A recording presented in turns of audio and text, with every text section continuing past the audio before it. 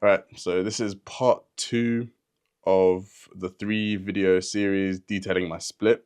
So the first video detailing how I'm getting shredded and lean and jacked this summer. So the first video was detailing the split, in which I told you guys that I train in an upper lower split. So 2 upper body days a week, 2 lower body days a week. This video is going to detail the lower body days. So I've got 2 lower body days, lower A and lower B. I'm going to go through both of them today, talk about the exercises, the reps, why I do them, the rationale behind. And then the following video, we'll do the exact same with the upper body. So let's start with lower A. Lower A falls on a Tuesday, and it consists of 1, 2, 3, 4, 5, 6 exercises. 5 leg exercises and then abs at the end. The leg exercises go like this. Start off with calves, 2 sets of rest pause on calves.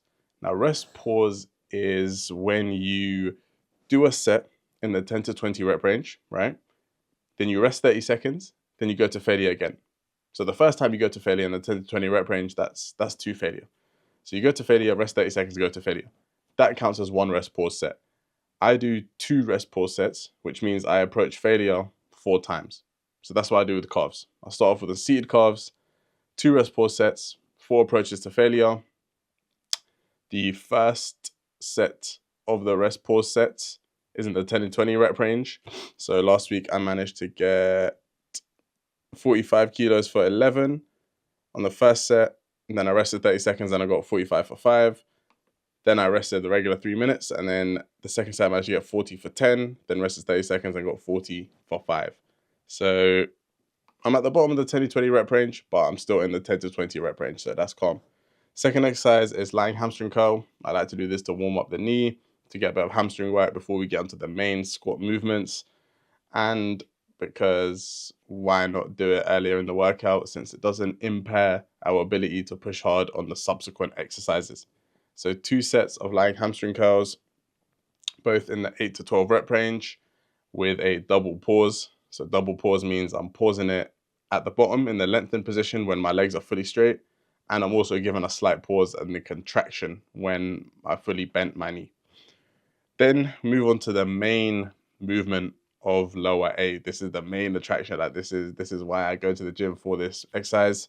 Hacks. So I do 2 sets of 5 to 10 rep range, and what I do with the hacks is control on the way down, no pause, but controlled on the way down, 2 sets of 5 to 10, and they've been progressing well. I'm not gonna lie, they've been progressing very well.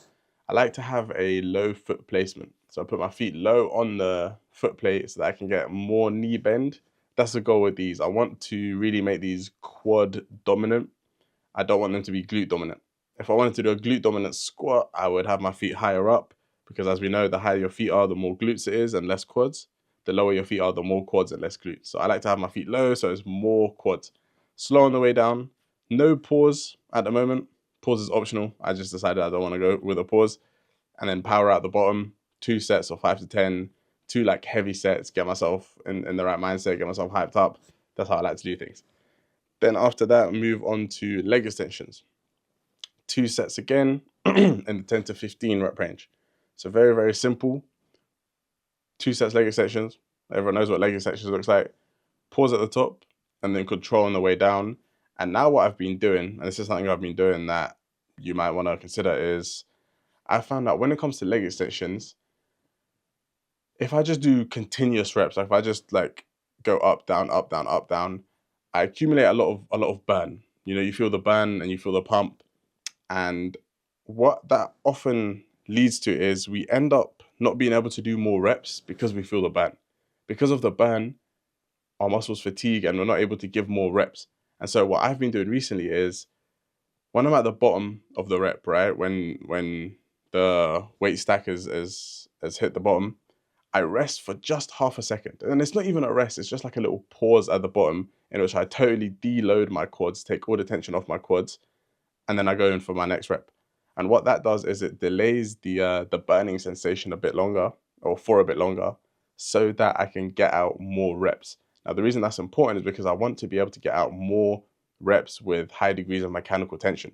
Now, mechanical tension is, I'm not going to get into the science of it, but essentially it's when we do those slow reps, those slow, tough reps in which we're really fighting.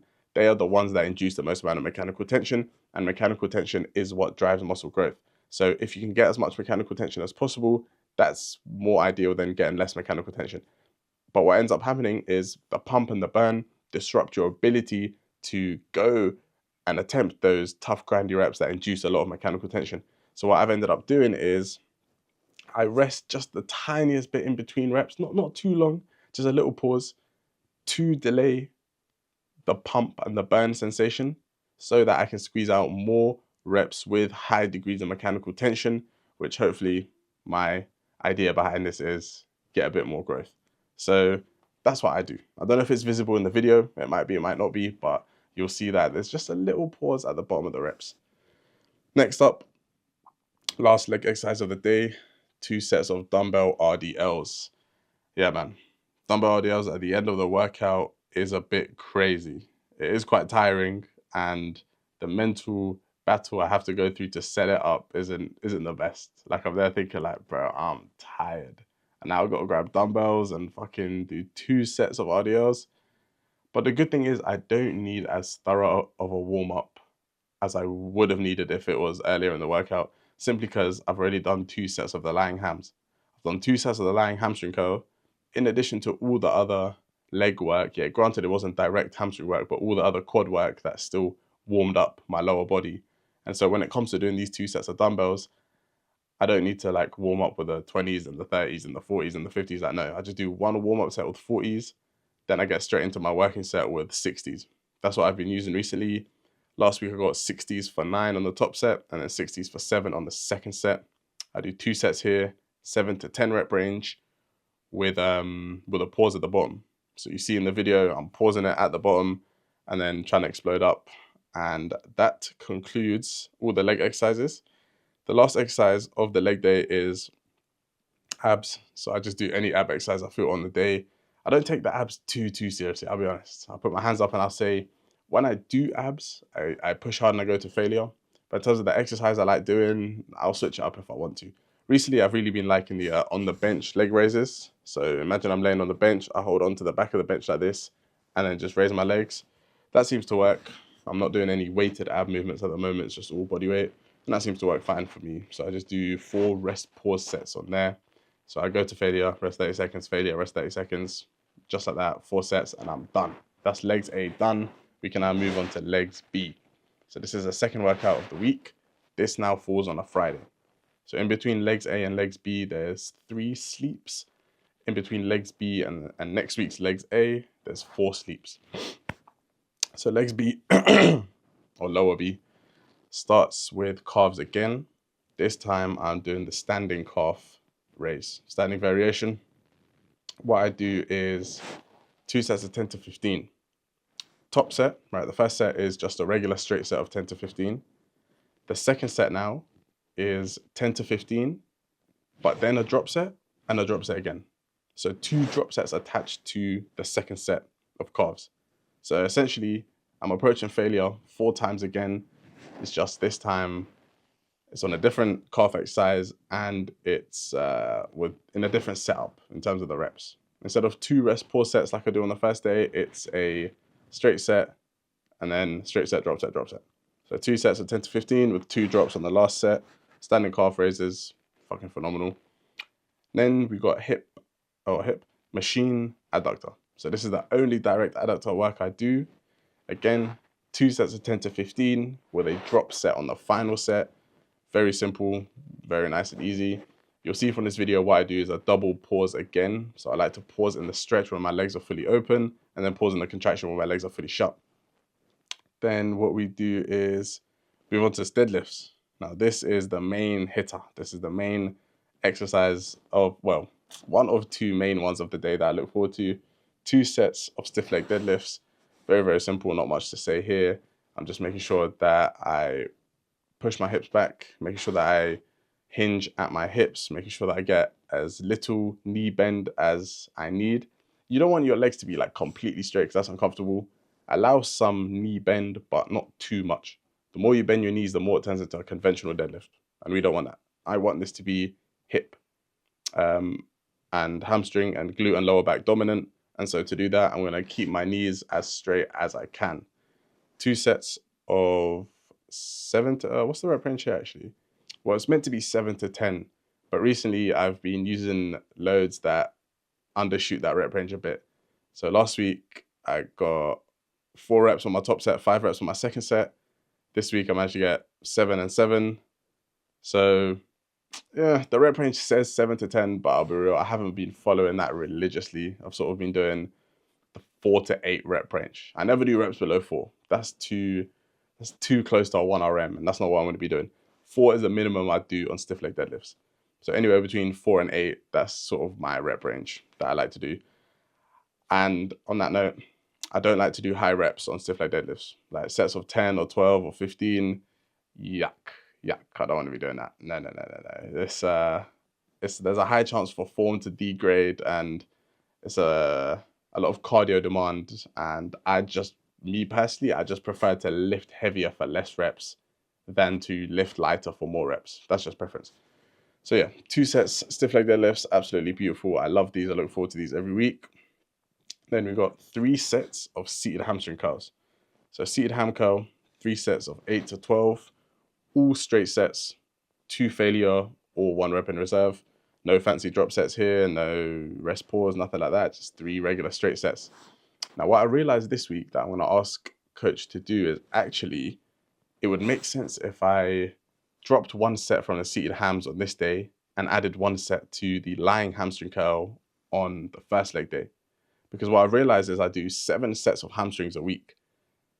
But the way they're split up is 2 sets on the first day and then 5 sets on the second day.